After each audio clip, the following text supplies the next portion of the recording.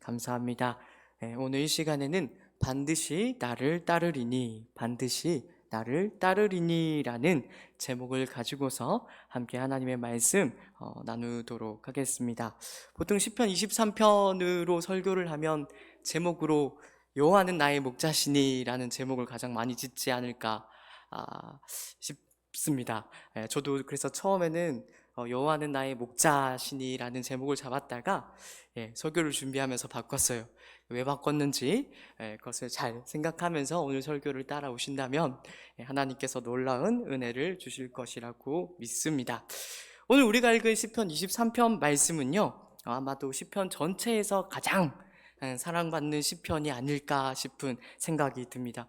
그래서 제가 어렸을 때도 이 시편 23편 하는 걸 가지고 암송대회도 했던 기억이 있는데, 아마도 그렇게 말고도 아마 많은 성도님들이 이 시편 23편 말씀은 따로 암송하지 않을까 싶습니다. 뿐만 아니라 암송하지 못하더라도 집이나 또 사업장 같은 데에다가 이렇게 액자 같은 거 만들어 놓지 않습니까? 그래서 붙여놓고 이렇게 있을 거라고 생각이 되는데요, 개인적으로도 참 제가 참 사랑하고 좋아하는 말씀입니다. 제가 참으로 힘들고 어려울 때, 짧은 인생을 살았지만 참 힘들고 어려울 때마다 이 시편 23편 말씀을 통해서 큰 위로와 힘을 얻었습니다.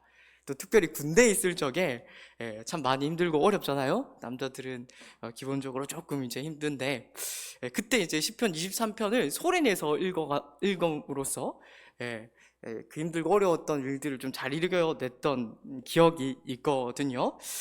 오늘 이 자리에 나오신 우리 모든 성도님들도 하나님께서 이 시편 23편 말씀을 통해서 주시는 힘과 위로를, 은혜를 풍성히 얻고 돌아가실 수 있게 되기를 진심으로 축복합니다. 오늘 시편 23편 말씀은 우리가 이미 많은 설교를 통해서도 들어서 익숙하시겠지만 이해하기가 참 어렵지 않습니다. 오늘 시편 23편이 우리에게 가장 중요하게 가르치고자 하는 내용은 이것 딱 하나죠. 그것이 무엇인가 하면 하나님께서 바로 우리의 목자가 되신다는 것입니다. 그래서 1절이 어떤 의미에서 주제라고 할 수 있고, 그 나머지 뒤에 2절부터 6절까지는 그것을 설명하고 있는 것으로, 어떤 선한 목자가 되시는지를 자세하게 설명하고 있는 것으로 우리가 이해할 수 있을 것입니다. 하나님께서 우리의 선한 목자가 되셔서 우리의 부족함을 채우신다고 오늘 시편은 우리에게 중요하게 가르치고 있습니다.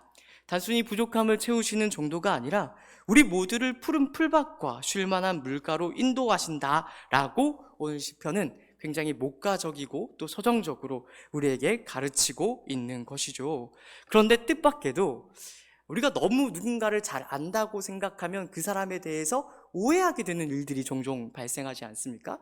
뜻밖에도 우리가 이 시편 23편에 대해서도 그런 잘못을 저지를 때가 종종 있습니다. 물론 우리 모두는 시편 23편을 너무나도 잘 알 것입니다. 그리고 시편 23편을 누구보다 잘 알고 있다고도 말할 수 있을 것입니다. 그런데 우리는 이 시편 23편을 종종 제대로 읽어내지 못하는 때가 있습니다. 좀 더 정확하게 이야기하자면 우리 모두는 시편 23편을 1절, 2절만 읽고 그 뒤 3절부터 6절까지는 제대로 잘 읽지 않는 경우가 참 많이 있다라는 것입니다. 이것을 오늘 이 시간에 좀 함께 나누어 보려고 하는데요, 멀리 갈 것도 없이 이 말을 좀 잘 한번 생각을 해봤으면 좋겠어요. 우리가 시편의 1절, 2절만 알고 3절부터 6절까지 모른다는 말이 도대체 무슨 뜻일까요? 사실 저만 하더라도 시편 1편을 어렸을 적에는 암송을 다 했거든요. 지금도 조금만 신경을 쓰면 다 외울 수가 있는데, 그럼에도 불구하고 1절, 2절만큼은 자신 있게 암송할 수가 있습니다. 그만큼 1절, 2절을 잘 알고 익숙하다라는 것이죠. 여호와는 나의 목자가 되십니다. 내게 부족함이 없을 것이고요. 그가 나를 푸른 풀밭에 누이시며 쉴만한 물가로 인도하시는도다 라고 자신 있게 이야기할 수가 있죠. 그런데 우리가 이 시편 23편의 1.2절만 알고요, 이것을 우리 삶에 어떻게 잘못 적용을 하는가 하면요, 하나님께서 우리의 부족함을 채워주신다는 말을 하나님께서 우리가 원하는 모든 것을 들어주신다는 말로 잘못 그릇되게 이해하고는 한다라는 것입니다. 물론 하나님은 우리의 부족함을 채우십니다. 그리고 때때로 우리가 기도하는 것들에 대하여 응답하십니다. 그러나 그 말과 우리가 오늘 제가 방금 말씀드린 것과 같이 우리가 원하는 것 모든 것을 들어주신다는 의미로 우리가 받아들일 수는 없다라는 것입니다. 이런 생각들이 조금 더 나아가게 되면 어떻게 더 오해를 하게 되는가 하면 우리가 부족함이 있는 삶, 우리가 푸른 풀밭과 쉴만한 물가에 있지 못한 삶이 나의 못남 때문에 일어난 것으로 오해하게 될 수도 있다라는 것입니다. 우리가 1절, 2절만 알고 있을 때는 그렇지, 하나님을 믿으면 하나님께서 나에게 부족함 없이 채워주실 거야, 나를 푸른 초장과 쉴만한 물가로 인도해 주실 거라고 굳게 믿어 의심치 않을 것입니다. 그러나 우리 모두가 삶에서 직접적으로 경험하듯이 우리가 이런 부족함이 없는 삶, 또 푸른 풀밭과 쉴만한 물가와 같은 삶을 대다수는 많이 경험하지 못하는 것을 우리가 경험을 하죠. 그때 그 괴리를 우리는 이렇게 설명하게 된다는 것입니다. 성경 말씀에는 분명히 약속하고 있는데 그것을 못 누리는 것은 나의 어떤 잘못 때문일 거야. 내가 신앙생활을 제대로 하지 못하기 때문일 거야. 제대로 하지 않기 때문에 하나님께서 이런 것들을 주지 않을 거야 라고 우리가 잘못 생각하게 될 수도 있다라는 것입니다. 그러나 단언컨대 이 자리에서 이 시편 23편 전체를 통하여서 하나님이 우리에게 가르치고자 하는 것은 결단코 그런 것이 아니다라는 사실을 이 시간 이 자리에 나오신 우리 모든 성도님들이 분명히 깨닫고 돌아갈 수 있기를 진심으로 축복합니다. 그도 그럴 것이 당연한 것이 오늘 우리가 읽은 시편 23편에는 1절, 2절만 있는 것이 아니죠. 3절부터 6절까지의 말씀도 함께 있다는 것을 우리는 꼭 유념할 수 있어야 됩니다. 근데 그 3절부터 6절까지의 어떤 말씀이 도대체 담겨져 있습니까? 어떤 말씀이 담겨져 있는가 하면 이런 우리가 전혀 기대하지 않고 바라지 않는 말씀들이 담겨 있다는 것을 우리는 확인을 하게 됩니다. 3절 말씀을 보면 이런 말씀이 나오죠. 내 영혼을 소생시키시고, 이 말을 우리는 무조건적으로 반사적으로 은혜로 받아들입니다. 그러나 이 말은 곰곰이 생각해보면, 뒤집어서 생각해보면 우리가 소생케 되어야 되는 상황이 우리 인생 가운데 있다는 것입니까? 없다는 것입니까? 우리가 소생시키신다라는 말, 하나님께서 우리를 소생시켜 주신다는 말에는 우리가 소생되어야만 하는 그런 상황 가운데 있다는 것을 전제하고 있는 것입니다. 뿐만 아니라 4절 말씀도 우리 주목할 수 있기를 바랍니다. 여기 4절 말씀에 분명히 다윗이 무엇이라고 고백을 하고 있습니까? 내가 사망의 음침한 골짜기로 다닐지라도 라고 고백하고 있는 것을 우리는 확인을 하게 됩니다. 이 또한 무엇을 전제하고 있는 것입니까? 때때로 우리 인생길에서 다윗 역시 그 길을 걸었듯이 사망의 음침한 골짜기를 걷는 일이 있다라는 것을 우리에게 이야기를 해주고 있는 것입니다. 주의 지팡이와 막대기가 우리를 지키고 보호해야만 하는 그런 상황이, 또 원수가 존재하고 있는, 그 뒤에 보면 원수의 목전이라는 표현이 등장하지 않습니까? 원수가 없는 상황이 아니라 원수의 목전에 있어야만 하는 상황이 우리 인생 가운데, 정상적인 신앙생활 가운데 주어져 있다라는 것이 시편 23편 말씀의 중요한 내용의 한 축으로서 우리에게 제시되고 있다는 것을 우리가 확인할 수 있어야 된다는 것이죠.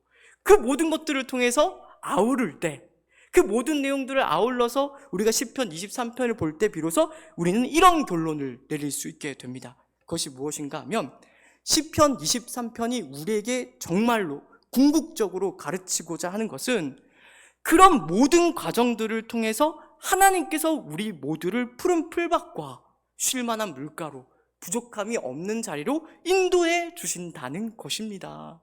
이것을 우리가 오늘 이 시간에 잘 좀 생각을 해 보았으면 좋겠습니다. 이와 같은 선한 목자 되신 하나님에 대한 신앙 고백이요, 가르침이 성경 곳곳에 굉장히 많이 등장을 하고 있거든요. 이 시편 24편과 더불어 아주 유명한 또 선한 목자 되신 하나님에 대해 기록해 놓은 본문이 있습니다. 거기가 어딘가 하면 에스겔서 34장 말씀이거든요. 한번 찾아보도록 하겠습니다. 에스겔서 34장 11절부터 16절까지의 말씀을 우리 함께 좀 찾아서 함께 우리 읽어보도록 하겠습니다. 히브리서 34장 11절부터 16절까지의 말씀입니다. 제가 가지고 있는 구약 성경 1204페이지가 되겠습니다. 11절부터 16절까지 우리 같이 한 목소리로 읽어보도록 하겠습니다. 주 여호와께서 이같이 말씀하셨느니라. 나 곧 내가 내 양을 찾고 찾되 목자가 양 가운데 있는 날에 양이 흩어졌으면 그때를 찾는 것 같이 내가 내 양을 찾아서 그리고 캄캄한 날에 그 흩어진 모든 곳에서 그것들을 건져낼지라. 내가 그것들을 만민 가운데에서 끌어내며 여러 백성 가운데에서 모아 그 본토로 데리고 가서 이스라엘 산 위에와 시냇가에와 그 땅 모든 거주지에서 먹이되 좋은 꼴을 먹이고 그 우리를 이스라엘 높은 산에 두리니 그것들이 그곳에 있는 좋은 우리에 누워 있으며 이스라엘 산에서 살찐 꼴을 먹으리라. 내가 친히 내 양의 목자가 되어 그것들을 누워있게 할지라. 주 여호와의 말씀이니라. 그 잃어버린 자를 내가 찾으며 쫓기는 자를 내가 돌아오게 하며 상한 자를 내가 싸매주며 병든 자를 내가 강하게 하려니와 살찐 자와 강한 자는 내가 없애고 정의대로 그것들을 먹이리라. 아멘입니다. 여기서도 선한 목자 되신 하나님에 대한 말씀이 기록되어 있는 것을 우리가 확인할 수가 있습니다. 그러나 제가 지금까지 이야기한 내용들을 잘 유념해서 들으셨다면 이 말씀이 그냥 은혜로 다가오는 것이 아니라 우리에게 어떤 물음을, 어떤 질문을 던지고 있는 것을 확인하게 됩니다. 가만히 잘 읽어보면, 곱씹어서 잘 읽어보면 오늘 본문이 은혜가 되는 것이 아니라, 물론 은혜가 됩니다마는 조금 이상하다라는 것을 발견하게 되죠. 그것이 무엇인가 하면 하나님께서 애초에 우리로 흩어지지 않게 보호하시면 되지 않는가 하는 것입니다. 에스겔서 34장에 기록되어 있는 대로 우리에게 흐리고 캄캄한 날을 허락하지 않으시면 되지 않느냐 하는 것이죠. 건져내야만 하는 일이 없도록 처음부터 하나님께서 간섭하실 수는 없었을까? 처음부터 우리가 잃어버린 바 되지 않게 하시고 쫓기지 않게 하시고 상하지 않게 하시고 병들지 않게 하시면 그것이 제일 좋을 텐데 왜 선한 목자 되신 하나님께서는 그런 것들을 우리에게 허락하시는가 하는 그런 물음이 우리 가운데 생겨날 수가 있는 것이죠. 거기에 대해서 우리는 궁금할 수 있어야 되고 물을 수 있어야 되고 그에 대한 답을 우리는 오늘 찾을 수 있어야 될 것입니다. 거기에 대해서 웅변적으로 또 놀랍도록 대답하는 것이 바로 오늘 시편 23편 말씀입니다.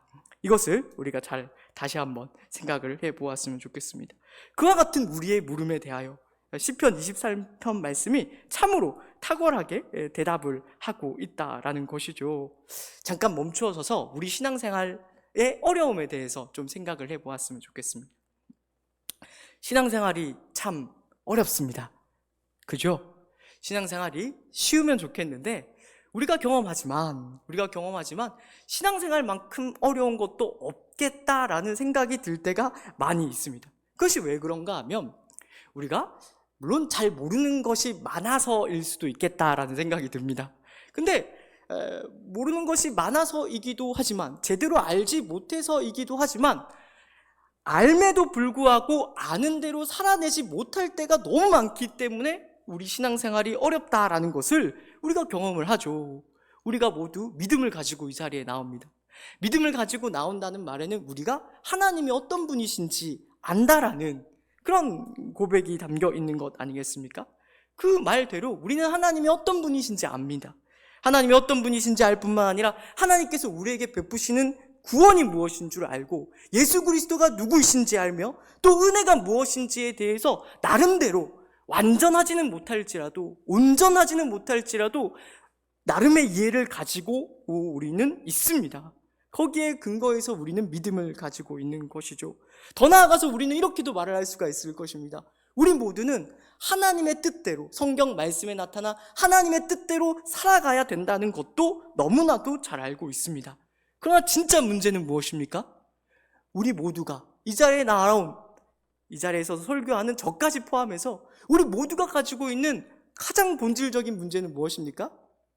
우리가 하나님의 뜻을 제대로 모르는 것도 있지만 더 중요하게는 우리가 알면서도 그렇게 살 수 없다는데 우리 신앙생활에 어려움이 있다라는 것입니다. 살지 못하는 게 아니죠. 좀 더 정확하게 표현하자면 살지 않으려고 한다는데, 우리의 죄된 본성이 하나님의 뜻을 알면서도 그렇게 살지 않으려고 한다는데 우리 신앙생활에 본질적인 어려움이 있다라는 것입니다. 왜 그렇죠? 우리는 분명히 하나님의 뜻을 아는데도 불구하고 하나님께서 예수 그리스도를 보내시고 그 예수 그리스도의 십자가 죽으심을 통하여 우리를 구원했다는 것을 알면서도 왜 우리는 그렇게 살아내지 못하는 거죠? 우리가 뼛속까지 죄인이기 때문에 그렇죠.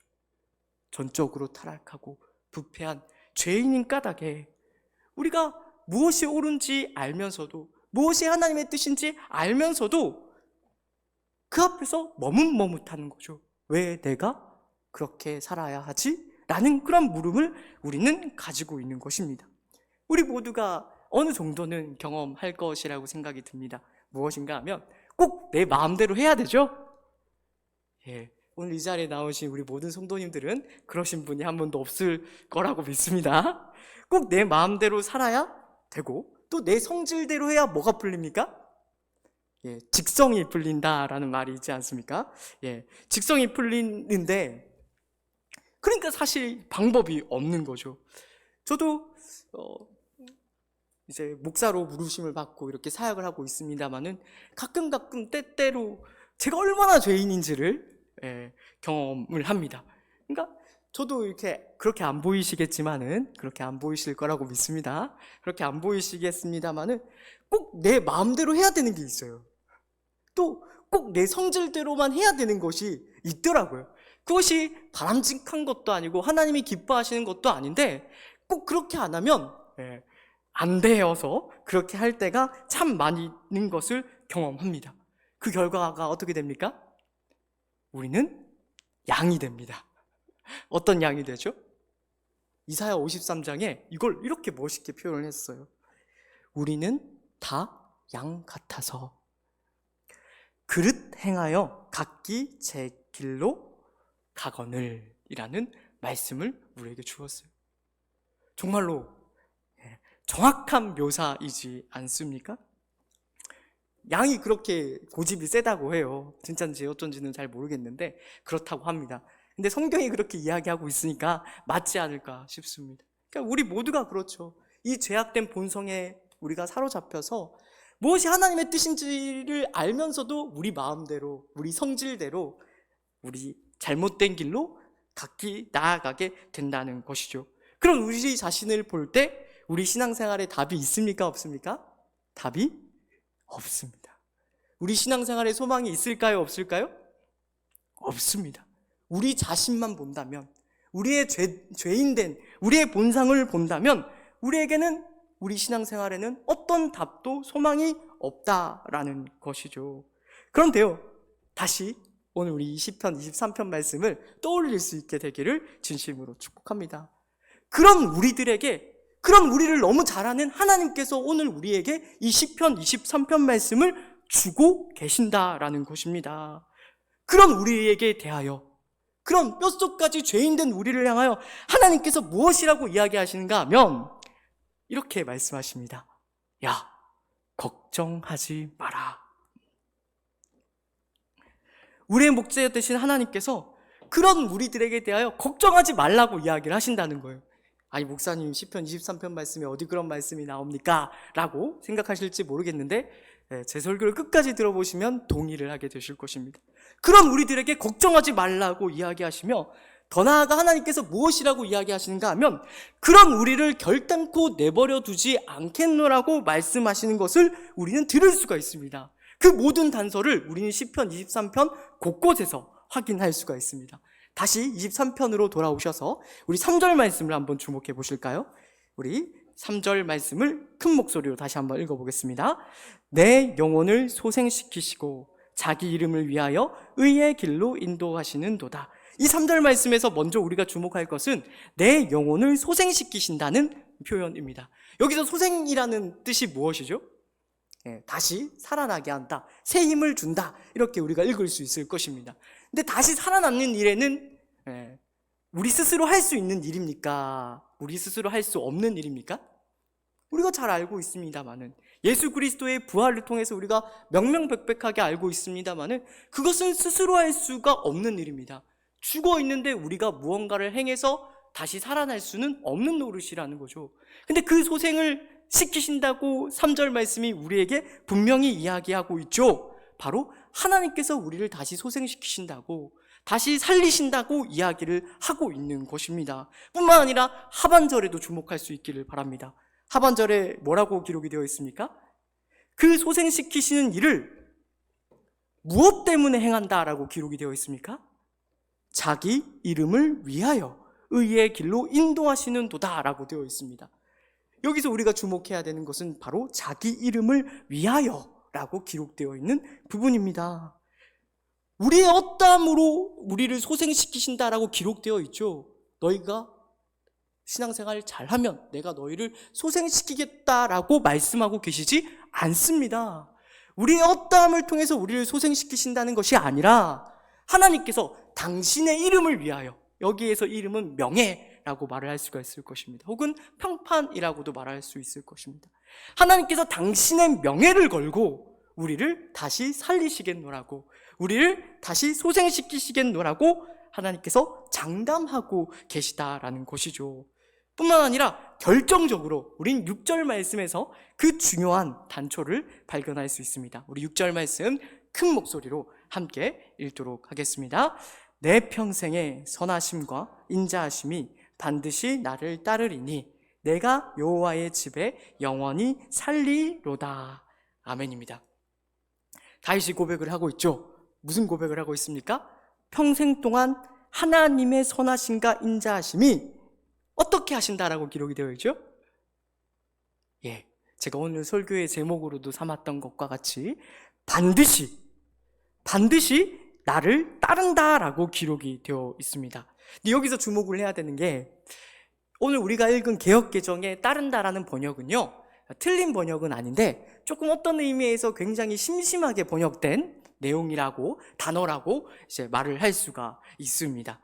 왜 그런가 하면 이 따른다라는 히브리어의 원어는 라다프라는 단어이거든요. 근데 이 라다프라는 단어가 성경 전체에서는 어떻게 쓰였는가 하면 무언가를 집요하게 추적 내지 쫓을 때 쓰이는 말이에요. 그래서 이 라다프라는 단어의 용례, 그러니까 대부분 어디에 쓰였는가 하면 전쟁 상황에서 많이 쓰였어요. 그러니까 적국 또는 원수들을 쫓아가서 섬멸할 때 쓰이던 표현이 뭔가 하면 바로 우리가 방금 읽은 따르리니 라다프라는 곳입니다. 그것을 유념하고 보면 이 6절 말씀이 굉장히 색다르게 우리에게 다가오게 되죠. 어떻게 우리가 읽을 수가 있겠습니까? 내 평생의 선하심과 인자하심이 반드시 나를 어떻게 한다고요? 집요하게 우리를 추적하고 쫓아온다라고 읽을 수가 있다라는 거예요. 그 결론이 기가 막힙니다. 그와 같은 선하심과 인자하심의 추적이, 쫓아오심이 우리를 결국 어디로 몰아내신다라고 결론을 내리고 있습니까? 바로 우리가 여호와의 집에 영원히 사는 자리로까지 몰고 가신다라고 이야기를 하고 있다라는 것입니다.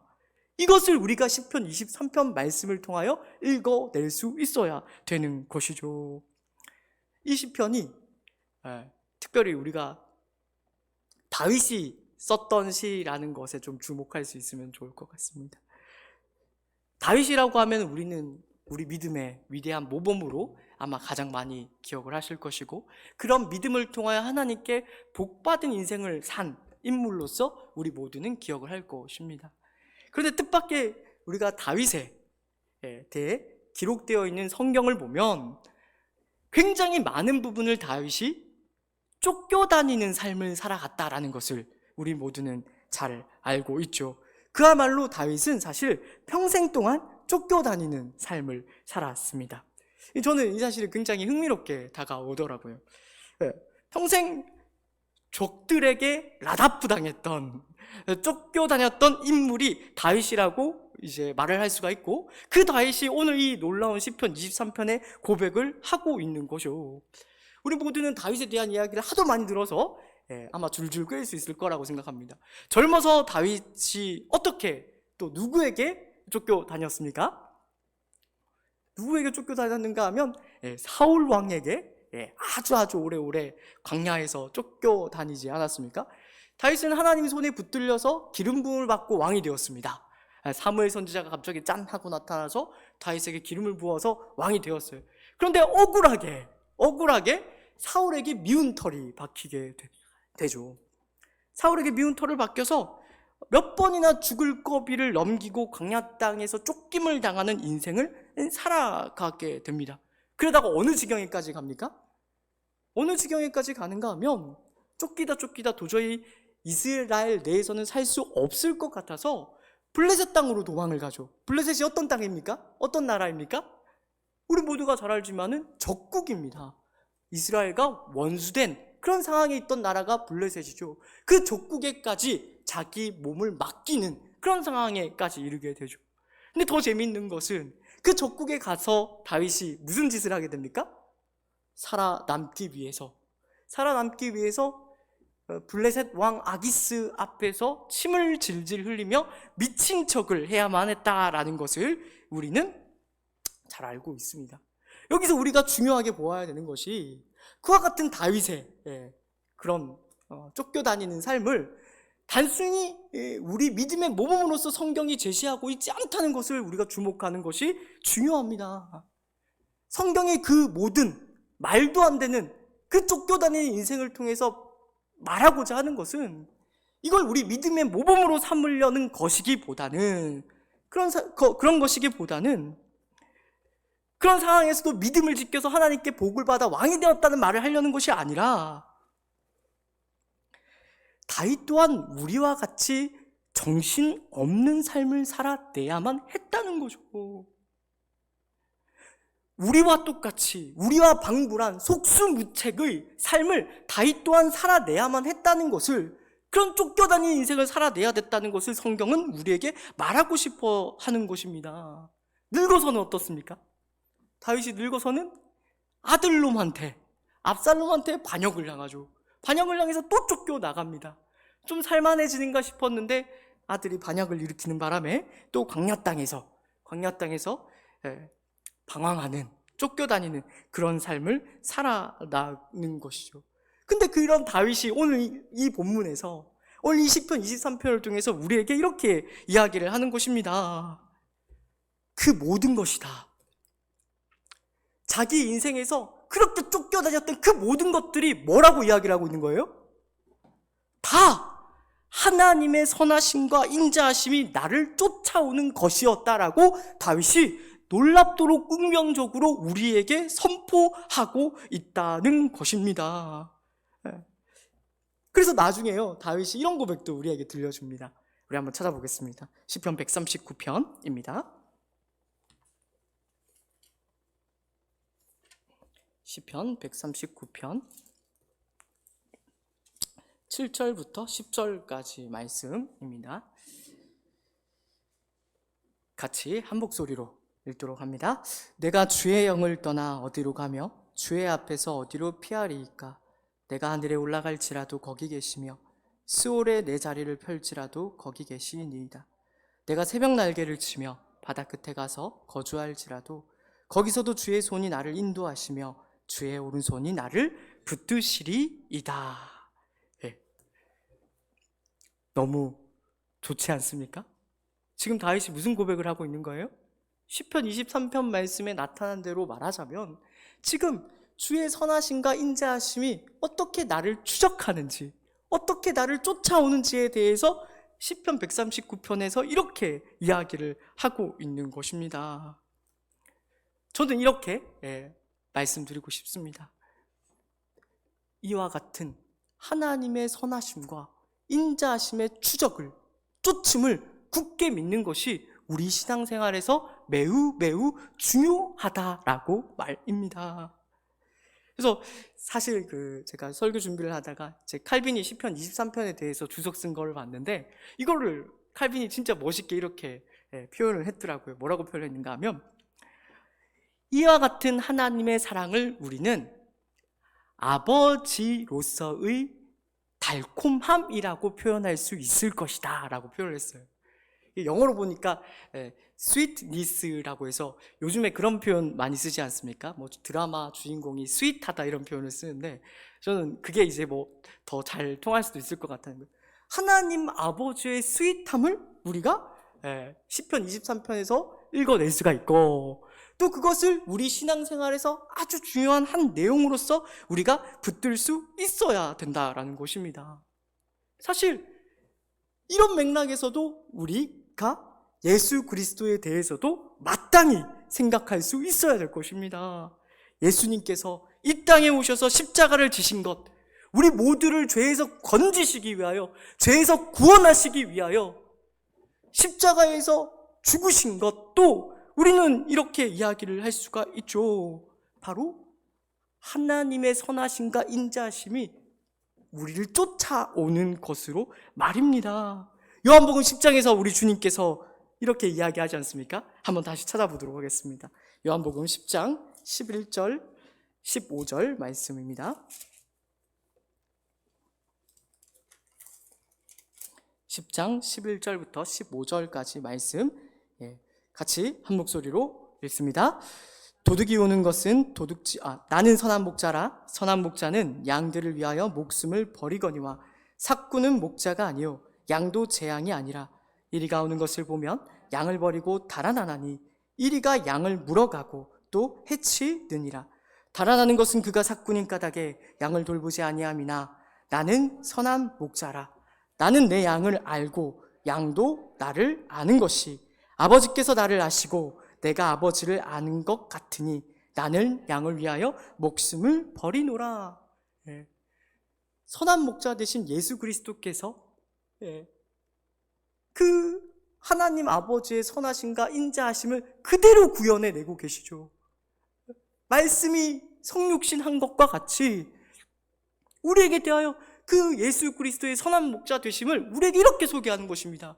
우리를 사랑하시되 목숨까지도 버리실 만큼 어떤 도전이나 어떤 위험이나 어떤 어려움이 있다고 해서 우리를 내버려 두고 도망가는 것이 아니라 그런 사건 같은 목자로서가 아니라 무슨 일이 있어도 지켜내고야만은 심지어 목숨까지도 내다 바칠 정도로 우리를 사랑한다라는 것이 선한 목자 되신 그 내용에 담겨 있다라는 것입니다.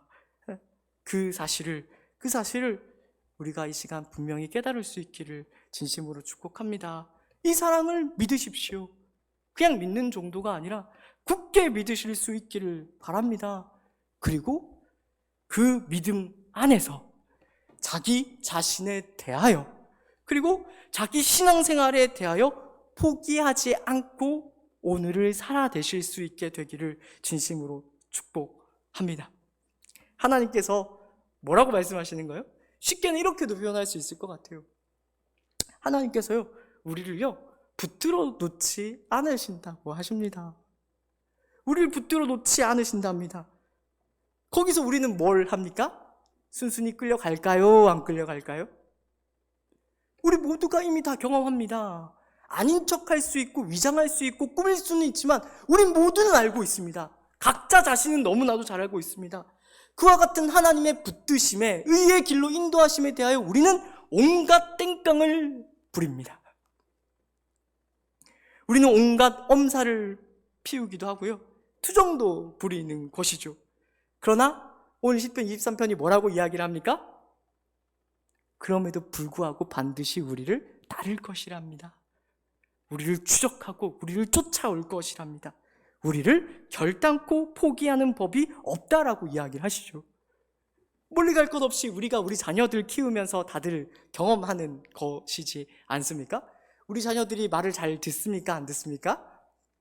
죽어라 말을 안 듣는 것을 다 경험하셨을 것입니다. 아마 여기 계신 분들은 아마 안 경험하셨을 것 같은데 저는 요즘 너무너무 경험을 하고 있습니다. 미운 4살이 지나면 혹시 뭐가 되는 줄 아십니까? 모르시죠? 이 강단에서 좀 험한 말을 쓰면 안 되는데 시체말로 미운 4살이 지나면 미친 5살이 온다라고 요즘 사람들이 이야기를 하더라고요. 정말로 너무너무 예쁜데 너무너무 말을 안 들어요. 근데 그런 우리 자녀들을 보면서 그런 자녀들을 키우면서 마음에 안 든다고 우리가 내치는 법이 있습니까? 없습니까? 그럴 수는 없잖아요. 근데 세상에 악해서 그런 경우가 덜어 있죠. 예, 덜어 있죠. 그것도 아셔서 하나님이 우리에게 어떻게 말씀하시는 줄 아세요? 이사야서 49장 15절에 가면 이런 놀라운 말씀 우리에게 주십니다. 여인이 어찌 그 젖먹는 자식을 잊겠으며 자기 태에서 난 아들을 긍휼히 여기지 않겠느냐. 뭐 여기까지는 우리 모두가 잘 아는 말씀입니다. 근데 그 다음 말씀이 정말 놀라운 말씀입니다. 그들은 혹시 잊을지라도 나는 너를 잊지 아니할 것이라.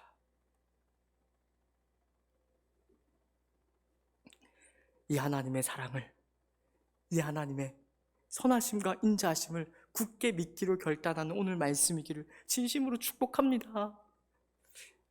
아니, 그렇게 하나님이 우리를 사랑하신다면, 그렇게 선하심과 인자하심이 우리를 따른다면 마음대로 살아도 되겠네요 라고 생각하실 분 안 계시죠? 예. 시편 23편의 4절에 지팡이와 막대기가 등장하지 않습니까? 그 지팡이와 막대기는 길을 인도할 때도 쓰지만 어떨 때도 쓸까요? 예, 양들이 말을 안 들을 때 두드려 패는데도 쓴다는 얘기가 있습니다. 회초리 역할을 하는 거죠. 회초리 역할을 할 겁니다. 그러니 좋은 말 할 때 듣기는 들어야 됩니다. 좋은 말 할 때 안 듣고 버팅이면 어떻게 될까요? 비 오는 날 먼지 나게 두드려 맞는 수밖에 없죠. 무시무시하게 혼날 것입니다. 근데 그 혼날 때에조차라도 우리가 꼭 붙들어야 되는 진리는 그 혼냄이 어디로부터 비롯되는 것입니까?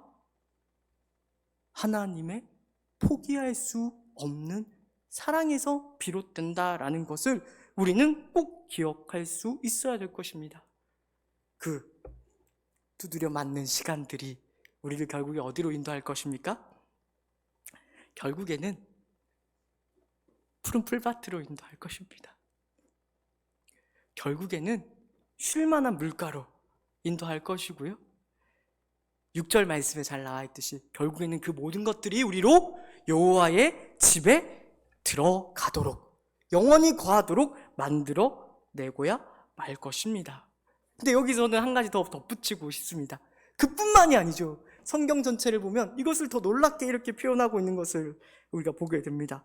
하나님께서요, 이 어리석은 양과 같은 우리 모두를 그 품에 친히 안으실 것입니다. 그리고 우리의 눈에서 흐르는 모든 눈물을 그 눈에서 친히 닦아 주실 것입니다.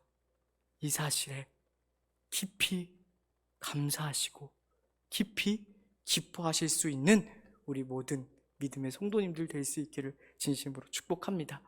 오늘 이 시간에 말씀을요, 성경 한 구절을 찾고 큰 목소리로 함께 선포하고 마쳤으면 좋겠는데요. 제가 정말 좋아하는 말씀인데 이사야 43장 1절부터 7절 말씀입니다. 이사야 43장 1절부터 7절까지 말씀 우리 같이 한 목소리로 좀 읽어보도록 하겠습니다.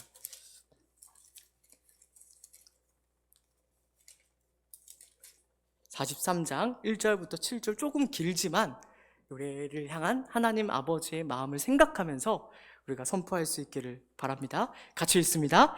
야곱아, 너를 창조하신 여호와께서 지금 말씀하시느니라. 이스라엘아, 너를 지으신 이가 말씀하시느니라. 너는 두려워하지 말라. 내가 너를 구속하였고 내가 너를 지명하여 불렀나니 너는 내 것이라. 내가 물 가운데로 지날 때에 내가 너와 함께 할 것이라. 강을 건널 때에 물이 너를 침몰하지 못할 것이며 내가 불 가운데로 지날 때에 타지도 아니할 것이요 불꽃이 너를 사르지도 못하리니 대전하는 여호와 내 하나님이요 이스라엘의 거룩한 이요 내 구원자임이라. 내가 애굽을 너의 속량물로 구스와 스바를 너를 대신하여 주었노라. 내가 내 눈에 보배롭고 존귀하며 내가 너를 사랑하였은즉 내가 내 대신 사람들을 내어주며 백성들이 내 생명을 대신하리니 두려워하지 말라. 내가 너와 함께하여 내 자손을 동쪽에서부터 오게 하며 서쪽에서부터 너를 모을 것이며 내가 북쪽에게 이르기를 내놓으라.